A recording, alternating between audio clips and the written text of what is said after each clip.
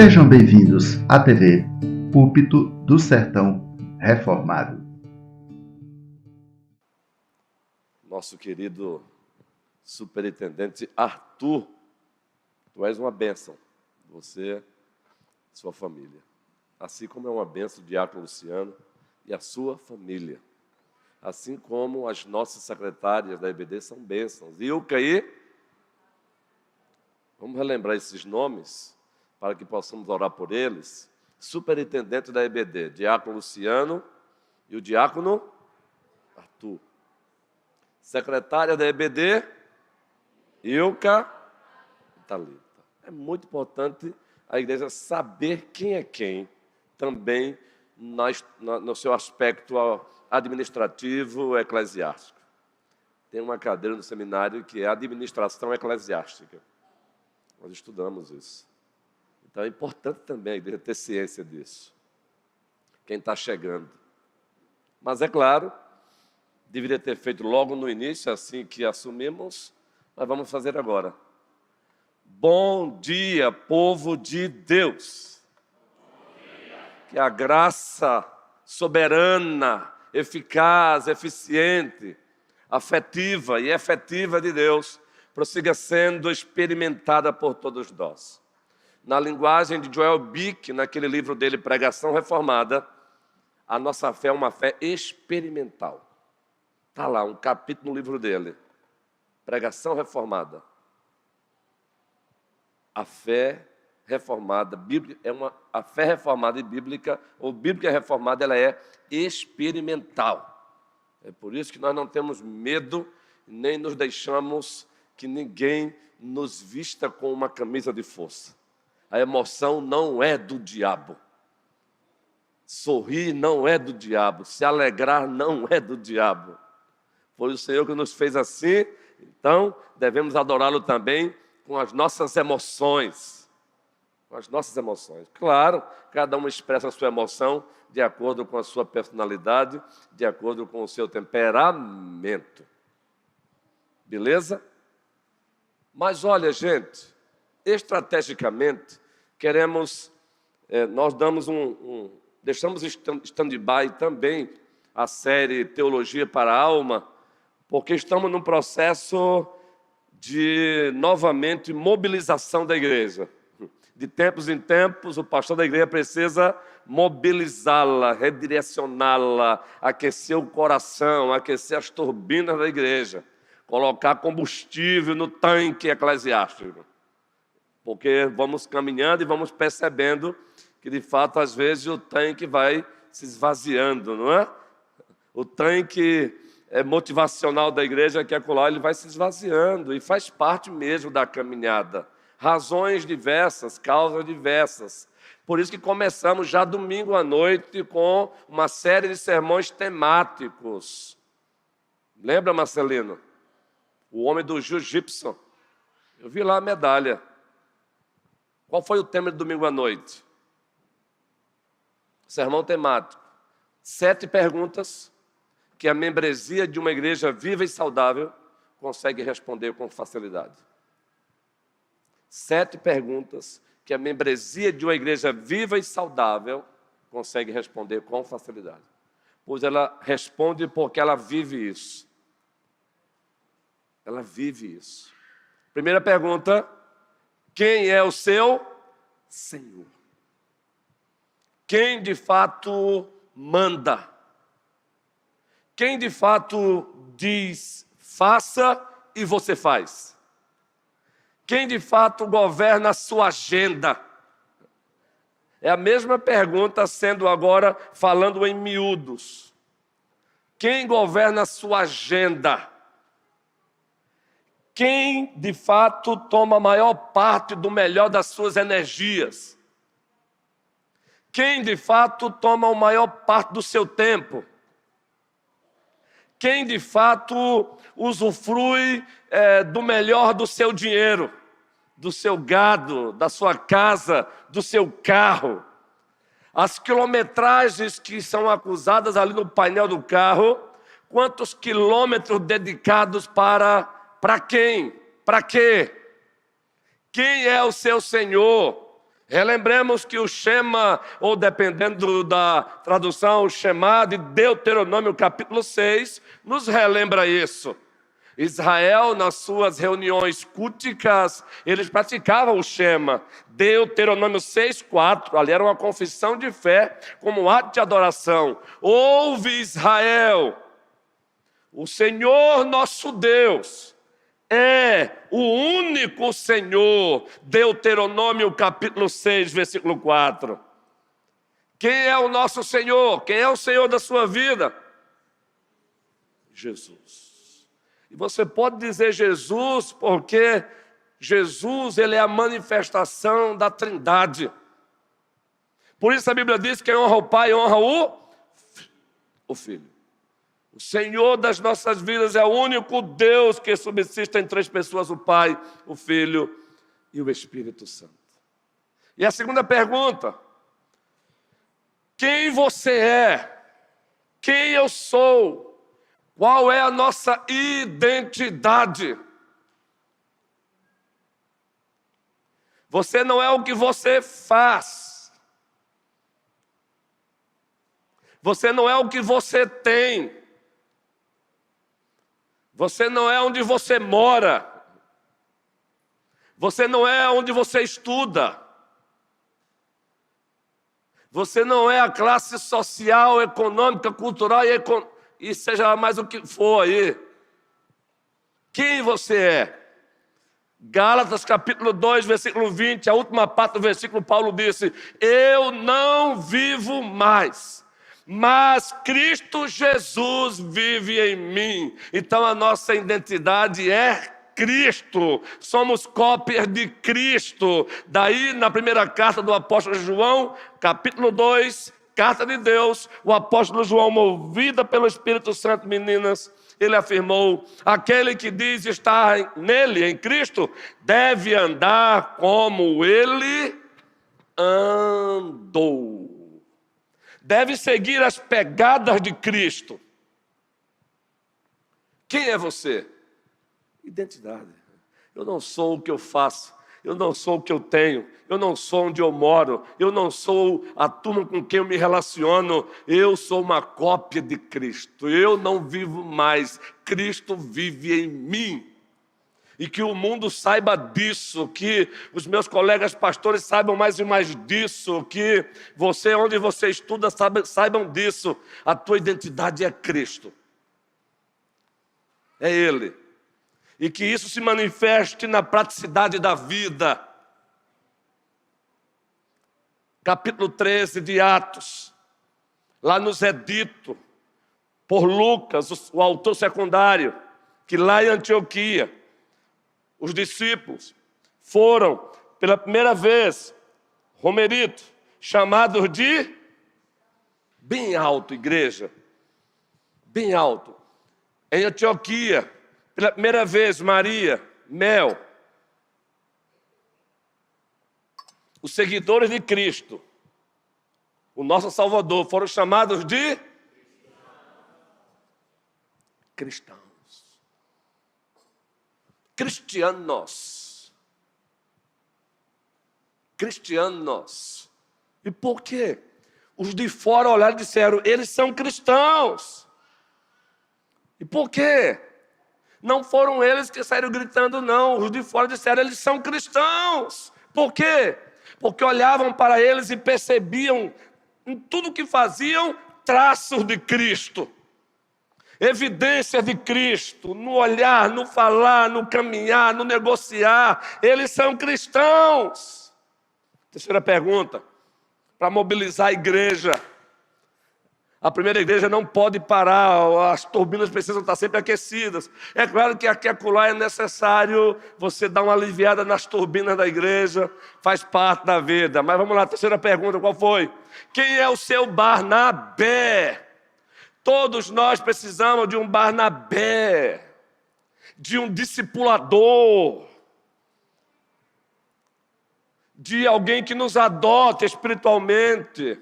Barnabé adotou quem? Cuidou de quem? Ele cuidou de muitas pessoas, mas no sermão de domingo nós citamos um apóstolo que ele se aproximou dele o abraçou, o adotou, ainda chegou para o colégio apostólico de Jerusalém e disse: ei, calma aí, gente.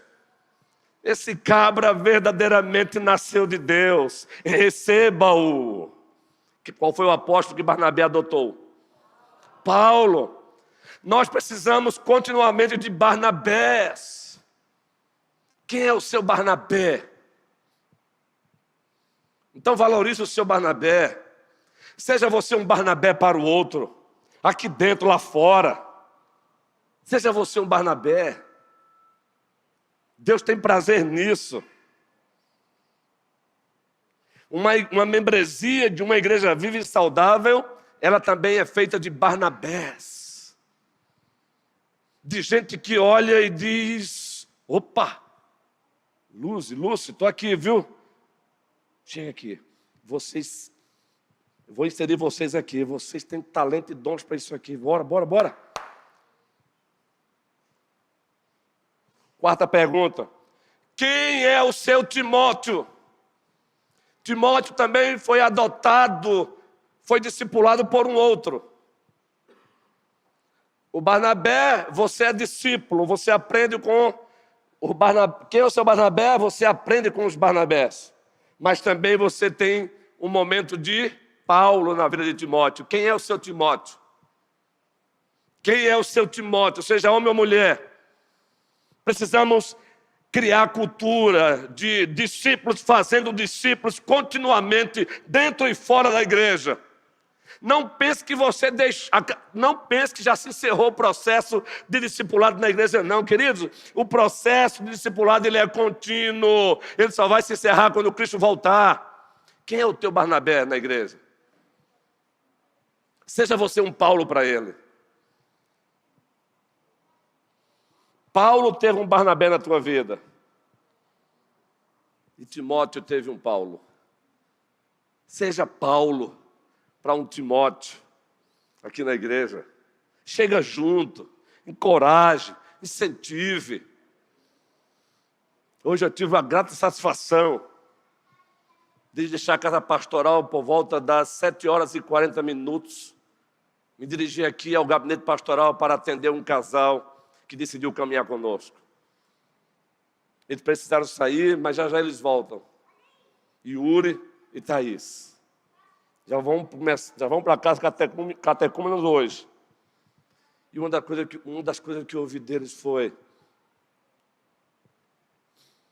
eu não sei explicar, pastor, do marido. Só sei de uma coisa. Eu entrei aqui e eu senti um clima diferente. Aí eu disse: Yuri, querido, tem uma canção antiga de Carlinhos Félix que diz: há um clima todo diferente, que aquece, mexe o coração da gente. A fé verdadeira, ela tem um clima diferente que você não consegue explicar. Você só sente, está ali. Agora é um sentir baseado nas Escrituras. Então, pastor, os dois disseram: é aqui que queremos caminhar. É com vocês querendo caminhar. A esposa Thaís diz: pastor, a empolgação dessa igreja me cativou. Gente, é muita empolgação, eu quero sentir isso. Louvado seja o Senhor. A Ele a glória, que Ele apareça, seja exaltado, glorificado, exaltado sejas Tu, ó nosso Senhor e Salvador Jesus Cristo. Tu estás aqui, ó Rei. Tu andas no meio da igreja. Tu estás no meio da igreja, tu andas no meio da igreja, ela é tua, ela é toda tua, santifica, anima, cura, liberta, salva para a glória do teu nome. Quinta pergunta: quem é a tua Antioquia? A tua comunidade de fé local. Você que é membro aqui, a tua Antioquia é a primeira igreja presbiteriana de Petrolina. Atos capítulo 11, nos é dito lá, Barnabé percebeu que o trabalho estava crescendo e disse: opa, eu vou buscar um parceiro. E foi ao encontro de Paulo. Levou Paulo para Antioquia. E lá passaram um tempão instruindo a igreja, capacitando a igreja, treinando o povo. Ou seja, para que as Macedônias sejam atendidas, as Antioquias precisam ser fortalecidas. Foi a devocional de ontem na Junta de Missões do nosso presbitério, onde eu tenho a honra hoje de ter sido escolhido a presidente, bem antes do início do ano. A nossa devocional foi para que as Macedônias sejam atendidas, as Antioquias precisam estar fortalecidas. Uma Antioquia fortalecida, Macedônias atendidas. Vamos gravar isso daí? Esse negócio do pastor pedir para repetir, eu não gosto muito disso não. Não é que você não gosta, eu te respeito, fique tranquilo. Não precisa nem você dizer que não gosta. Você repete só no coração. Mas você que gosta pode falar. Nesse quesito aí é a diáfora. É neutro. Se você não fizer, não peca. Se fizer, peca, não peca. Se fizer, não peca. Se não fizer, não peca. Mas faça. Mas faça. Vamos lá. Estou de olho no relógio ali, porque os nossos professores prepararam as suas aulas com muito prazer e os alunos precisam ser fortalecidos. Para atendermos as Macedônias, precisamos ter uma Antioquia.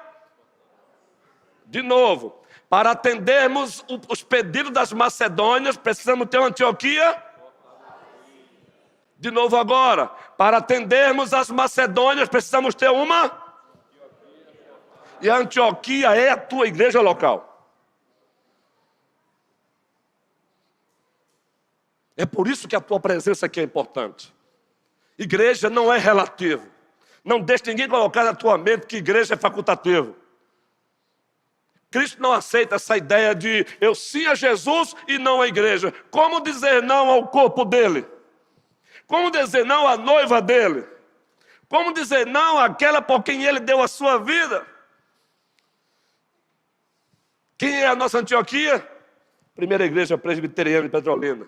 E ela tem que ser fortalecida. Fortalecida. Ei, sociedades internas. Terça-feira, hein? Reunião marcada, não é? Elaine, Juan, os presidentes e as diretorias. Se o presidente não puder ir, libera as diretorias. João Guerreiro já comunicou. Josué, está aí, Josué? Meu presidente Josué não está aqui não. Algum imprevisto aconteceu. Da UCP está aqui, Yasmin não. Libera ela que é criancinha. Mas se a conselheira puder estar, beleza. Está faltando quem mais aí das sociedades internas? SAF está ali, o MP, o PH e o CP. E por que essa reunião? É justamente para aquecer as turbinas. Aquecer as turbinas. Vai ser uma reunião boa aqui. Precisamos fortalecer a Antioquia, porque as Macedônias estão aí pedindo. Mas para atendermos os pedidos das Macedônias, a Antioquia tem que estar fortalecida. Pois se a Antioquia não estiver fortalecida, nem a Antioquia, nem a Macedônia. E nós temos visto igrejas por aí se esquecendo disso.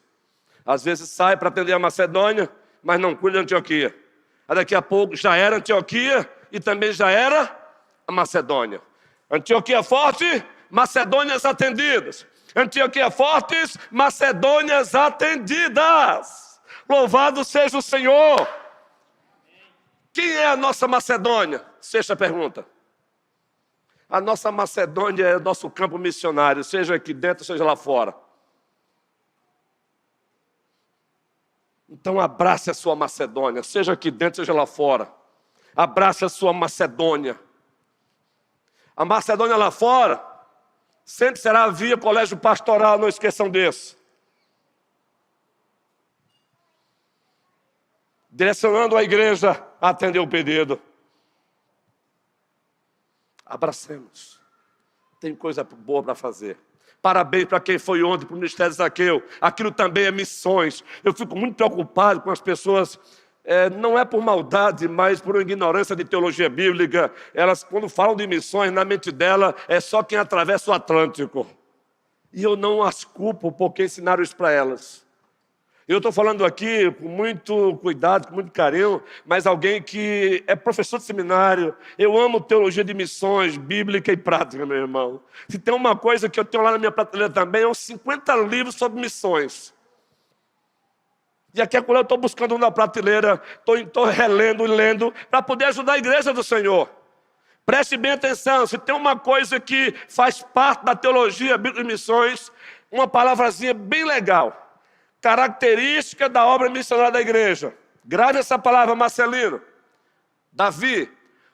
Concomitância. Vamos lá, gente. Igreja. Concomitância. De novo. De novo. Alguém sabe o significado de concomitância? E, por favor, a pergunta foi retórica. Não foi para subestimar vocês, não. Quando eu perguntei, alguém sabe. Queridos, é ao mesmo tempo. Aonde? Jerusalém. Ao mesmo tempo, Judeia. Ao mesmo tempo, Samaria. E ao mesmo tempo, até os confins da terra. Então, Zaqueu, minha cidade para Cristo. Nas ruas é missões. A igreja adentrando nesses sertões aí do Araripe é missões. A igreja indo através de um missionário para a África, missões. A igreja dentro de um orfanato, cuidando de pessoas, pregando o evangelho, missões. Você lá no seu trabalho, como uma testemunha de Cristo, missões. Vamos repetir de novo? Concomir.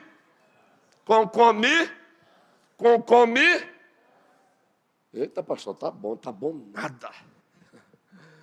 Nós não queremos deixar essa igreja, os seus motores pararem, não. É sempre, eita, essa peça aqui tem que ser trocada. A gente troca a peça, o combustível está baixo. Tanque nele. Gasolina no tanque. Em alta, meu irmão. Pé no acelerador, no poder e pelo poder do Espírito Santo. No poder e pelo poder do Espírito Santo. Ontem eu estava na reunião das missões, quase entrando no vídeo assim, e dizendo para meus colegas, ei, vamos! Pé no acelerador, tem gente para ser alcançado. Se assustou, Maria? Não, né, Mel? Já está acostumada, já? Até mais já está acostumada? Já está acostumada, vai. Está encerrando já.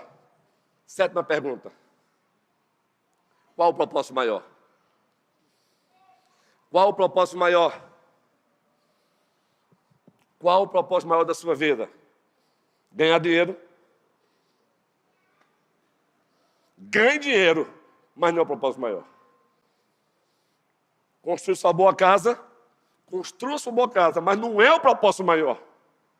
Fazer sua faculdade, que você tanto sonhou um dia, sempre foi apaixonado por isso, faça, mas não é o propósito maior da sua vida.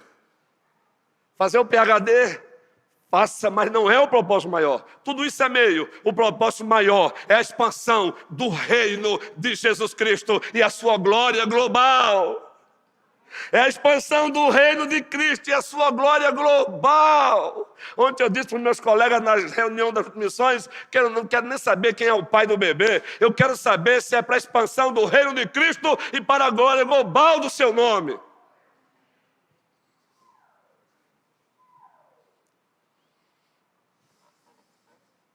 Qual é o propósito maior da sua vida? O que te faz levantar na segunda-feira? Opa! Um banho bem gelado. Aqueceu as turbinas. Quem aqui já andou de avião aqui? Levante a mão. Eu acho sensacional. Tem vários momentos eu acho sensacional. Um deles é quando o avião vai, sai, manobra e prepara para o pouso. Aí dá aquela virada assim. Eu percebo na hora, quando você percebe o barulho. Isso é anopatia. Anomatopia. É você dar som às coisas. Figura de retórica. Aí você diz, é agora, meu amigo. Os motorzão vão aquecendo, meu irmão. É assim que tem que estar a primeira igreja presbiteriana. É por isso que tem que ter mesmo um pastor mobilizador. É aquecer os motores, bora. E aí a igreja começa... E ela decola para a glória do Senhor Jesus Cristo. Deus não tem dado o que Ele tem dado a esta igreja para o nada. Ele quer que a primeira igreja presbiteriana avance mais e mais. Cooperação com as outras igrejas, cooperação com os outros pastores. Mas vamos. Agora também tem o seguinte, se quiser cooperação conosco, estamos juntos. Se não quiser, vamos indo. Porque Neemias disse, estamos envolvidos numa grande obra. Conclua, igreja. Não posso parar.